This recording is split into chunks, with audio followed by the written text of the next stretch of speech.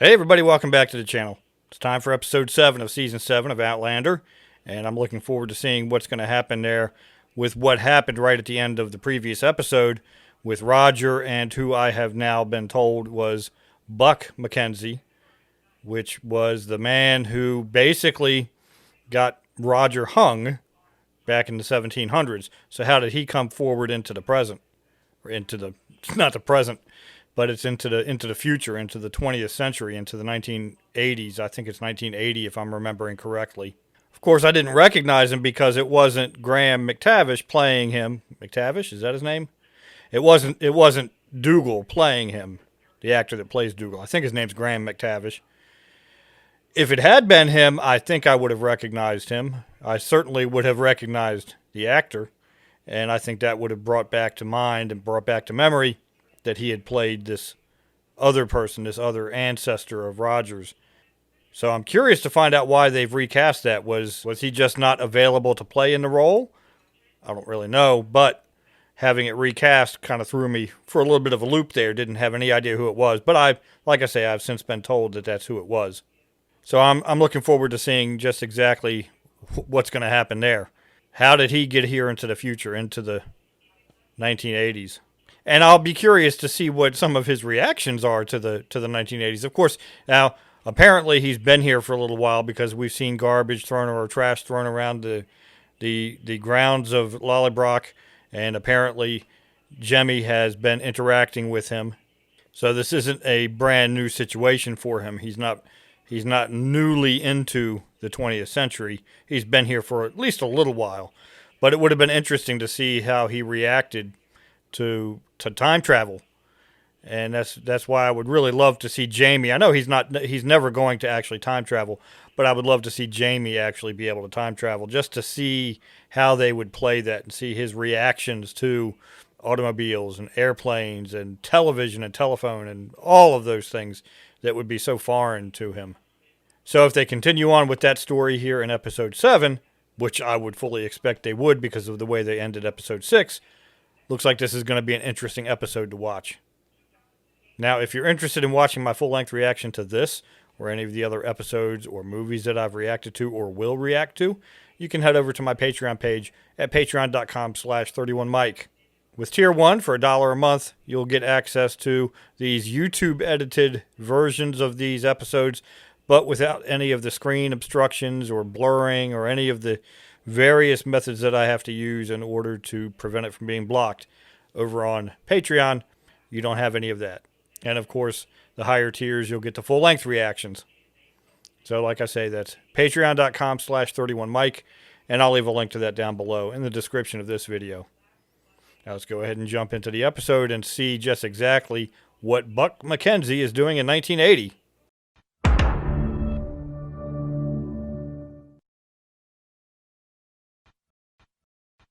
She can hear it too. Do you know what happened to That part makes me curious. How does he... What the hell do you think you're How doing? can they communicate when she's that young? Yeah, see, that threw me off, not recognizing that actor. Your father has accepted a new commission as Colonel in Daniel Morgan's Rifle Corps. You can imagine how I'm feeling. A strange mixture of fragile optimism and a troubling sense of unease. Knowing what I do know, and yet still uncertain about what exactly might be in store for us. Perhaps the most important thing since I last wrote is that I crossed paths. She has very nice with a handwriting, brother if that's really Tycoon. her. I'd been captured. I'm safe now, thanks to your father and Ian. But that was when I met William. Was that one she's not supposed to be reading? Oh, maybe we're going to get a hold of Buck here. Not get a hold of, but see what's going to happen. Who the hell is this? The Nucklevy. William Buckley McKenzie. Your servant, madam.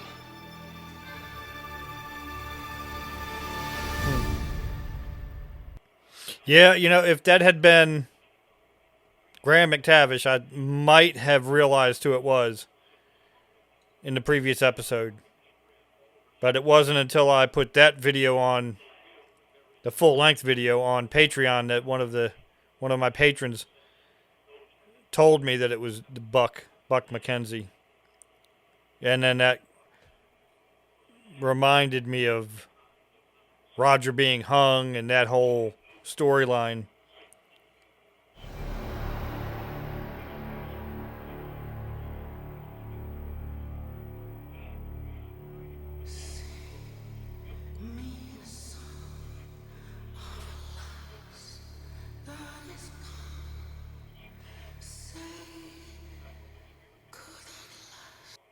The Tufty Club. I think they might have spoken about that in a previous episode a long time ago. That seems familiar. It was ruined financially. The wife Morag, the brother in Inverness, he'd done well for himself. And he wrote that he might have need of a clerk. And since he'd been a lawyer, he came to Glasgow and made a way north. He was near Inverness. And we heard the strange noise. It was like a The buzzing. hive of bees. It was a Craigna tune. I'm thinking the two of you know it. A little bit. Did Morag hear it also? Did you come to be a Lallybroch? But I saw you entering a shop in Inverness. You're the only ones who might know what's happening to me. What were you doing lurking about? Scaring our children. Only a fool would walk up to your door and not expect to be met with your wrath. You survived being hanged, after all. I didn't ken who or what I was dealing with. He was hung and here he is alive, so what is he? You know, I could imagine to somebody from the 1740s like that, they would think it was black magic or something. Livid is what they are. Cowards. Though I must confess, it comes as little surprise. Are these Hessians You must in the find a way to blue? bring your men in line, General Riedisel. It's not only Hessians deserting. Yeah, they're Hessians. Enough! I wonder if we're going to see the crossing of the Delaware in this. I'm not sure what the date is now. We may have already passed that. I'm still wondering if Willie is going to wind up switching sides or something. Or is Jamie going to have to fight him? Should I cook my turkey? Do you have one to cook? No, but I sent one of my scouts off in search for game birds, so with the optimist. Peanut butter and jelly?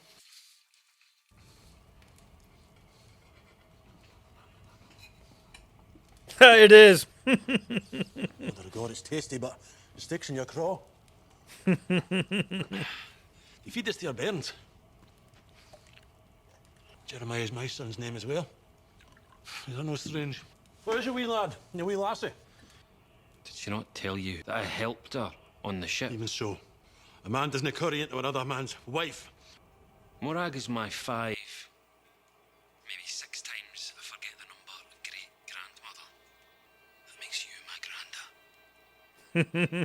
My son was named Jeremiah after my dad, who was named for his granda, who was named for your son. There may be 1 or 2 Jeremiahs missing along the way. We're family. That comes as a shock Wouldn't to the have anything system. stronger than coffee, would you? Maybe a little whiskey.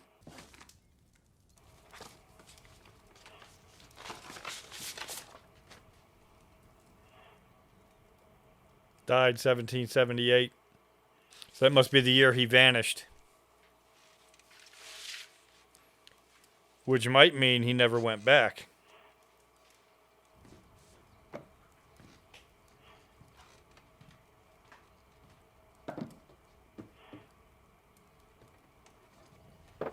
Did you find the family tree? No. What year was it that you came through? The year of our 1778. Lord. Yep. 1778. Oh, by the way, I'd love to have a look at your father's old hymnals. You know, seeing as didn't get a chance in your class. If you know, not too much trouble. No. Will I see that right now? Do you mind if I copy a few of these down? Be my guest. I'd like to keep the history alive. I'm just gonna pop through and see if Bree needs a hand. Aye, good man. I don't think I'd leave him alone. Look what I got at school. Oh, hey! The Tufty Club. Ah, I was a member of the Tufty Club when I was your age. Yeah, I seem to remember them talking about that in a past episode. Can we watch some telly first? Just for a wee while. Something tells me Buck's going to come out, or somehow something's going to happen with Buck. Well, that was wonderful. Thank you so much. And compliments to the chef, eh? Oh, we should do it again sometime. Don't say that. He'll show up tomorrow. General Fraser, a moment, please. I cannot help thinking that I should be here, standing side by side with these men. With you. You told General Burgoyne that we are at a crucial point in this war. I am no errand boy. I am a true soldier. I can't fault you your courage, foolhardy as it may be. You'll be needing it. If that's what you really want. Which means Jamie may be facing him down the barrel of his rifle. I was going to take Bobby to the pictures tomorrow night. I don't know if Jamie would like to join us. I mean, he can spend the night at Bobby's if he'd like. Yeah, he'd love that. Great. Good night, then. Roger should turn back around and go in there and get Buck. You didn't lock it? I didn't think I'd have to. And he's gone. Oh, he's in there watching TV with the kids. 500 years in the future and has lots of adventures. Here, Buck, Daddy's Roger. Astronaut. If my Latin serves me, that must mean star traveller. Is that what we're called?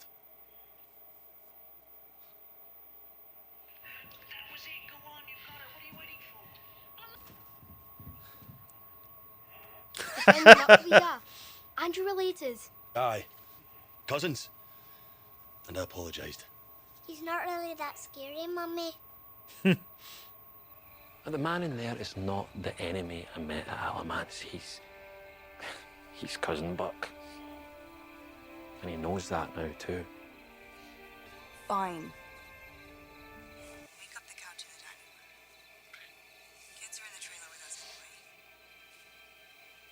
But I do not want him hanging around the house when we're not there. Can you take him to work with you? I guess. So you've already forgiven him? Yes. I did right after I beat him into the ground. Hang on, I thought that was because you scared the kids. Oh, a few of those punches were for me too. Yeah. Either way, it felt good. Well, he did that to Jamie too. A couple of shots anyway. That scene is from the opening.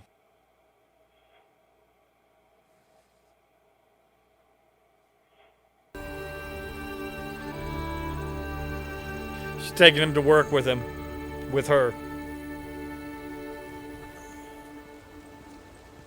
Must be unsettling to see things so changed.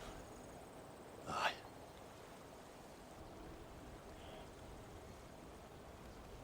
My children are all dead. What were you thinking about when you first came through? Is there anything in particular? Why have you brought me here? Is there something still bothering you? Yeah, I want to know why you're here. You do want to go back to Morag and Jeremiah, don't you? Can you help me do that? Just go back to the Stones. But the family tree said he died in 1778.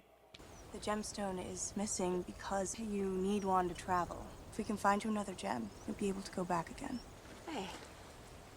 This is Buck MacKenzie, Roger's cousin. He's visiting. Buck, this is Rob Cameron. Nice to meet you. He doesn't know how to shake hands. It's okay if I pick Jamie up at 5. The film starts at 6. Sure. See you then. Well, He didn't like that. enjoy the view. What? Smiling a bit too much in your direction, methinks. That's how people treat each other these days. I'm only saying, I'm no fool. He could be onto something there. Oh, there was a page sticking out. And Buck spent the night in there. I bet he went through those papers. Did he read all of the ones that were still sealed? Of all the things I've seen, have you been inside one? A few times. Flew home from America in one. After going through the stones on Ocracoke. Why, Jeremiah would love this. That's one of Jem's favourites. But maybe you could take it back with you. If he's willing to part with it. That Mr. Cameron I met today. He's trouble. He's got a hot eye for your wife. I don't think he's right. Only told I should tell you. Yeah, he could be on to something there. There's something I should tell you. I did find the McKenzie family tree, and I didn't know whether to tell you. I saw the year of your death. Do you want to know? No. Yeah, who would? But I'd like you to tell me anyway. It was marked as 1778. Which could mean that you never make it back to your own time. And because of that, your family presumed you were dead. Or I do make it back and... Yes.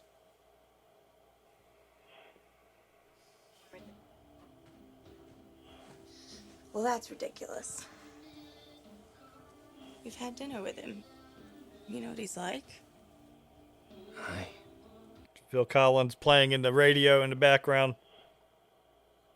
I'd have to look and see what year that song came out. This is supposed to be 1980.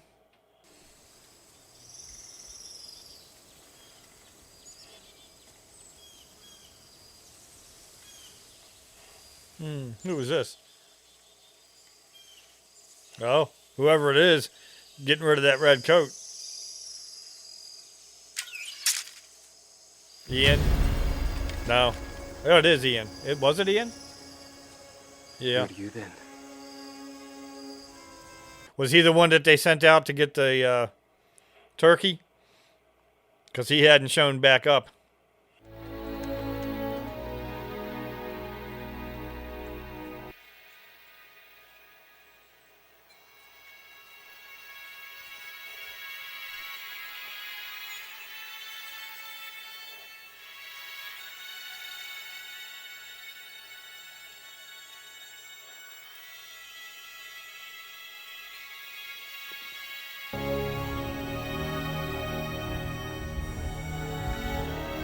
Well, this would be the battle that he's going to wind up staring down the barrel facing Willie. 1777. So Buck hasn't even left this century yet. This is it, Hammond. You have a knife somewhere. What's her name? It's unlikely I will ever see her again. Won't matter if you tell me her name then, will it? It's Rachel. She's... Oh, he's dead, isn't he? Yep. Oh, right in the head. Rachel, that's the doctor's sister.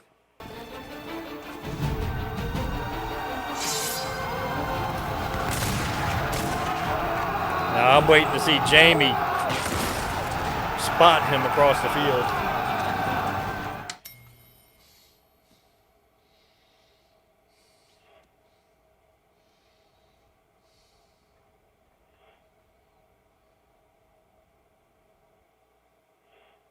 There you go. I told you. And he spots it now. Oh. Jimmy, he's gone, he's gone. Uh-oh. Jimmy's fine. He's just going to stay with his friend Bobby tonight. He'll be home tomorrow. No, he's gone. He's not here. What do you mean by not here? Well, they do have a connection, don't they? He's not here with me. Oh, you see? Connection. What made you wake up? Did you have a bad dream? There were stones, they screamed at me. Did you go close to the stones? Not me, Jim. That bad magic. Uh-oh. And she told him that he needs a gem. So he knows how to travel. Did he kidnap Jemmy? What in the name of the Blessed Virgin to all this racket? Mandy's had a nightmare. Oh, okay. You haven't seen Jem, have you? Is it Cameron, is he no? Roger! It was Rob. Jem isn't with Bobby. I just spoke to his mom, and there was no movie. There was no sleepover. The letters. He's read the letters.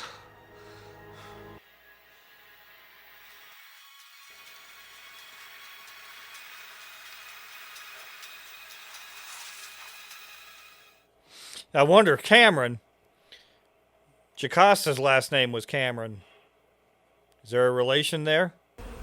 There goes the buzz. Roger.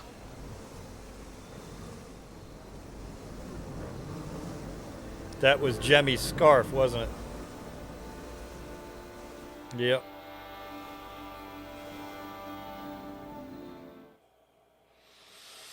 Well, that's not good.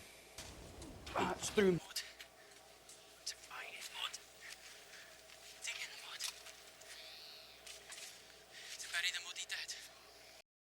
You know, actually, I know they just recently, within the last, I don't know how many months, found some British dead from the Revolution.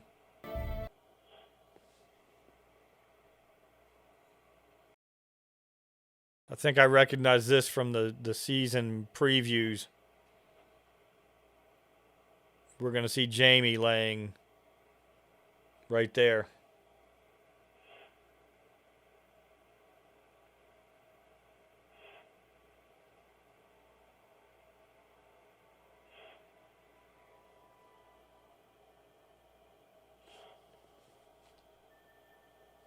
Now let's see what's coming up next week.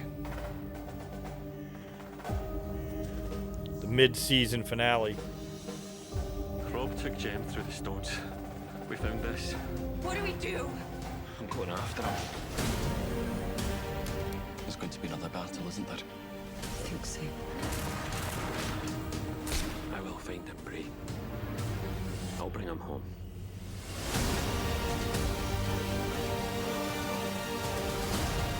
That's what they called it, the mid-season finale. I thought I just made that up.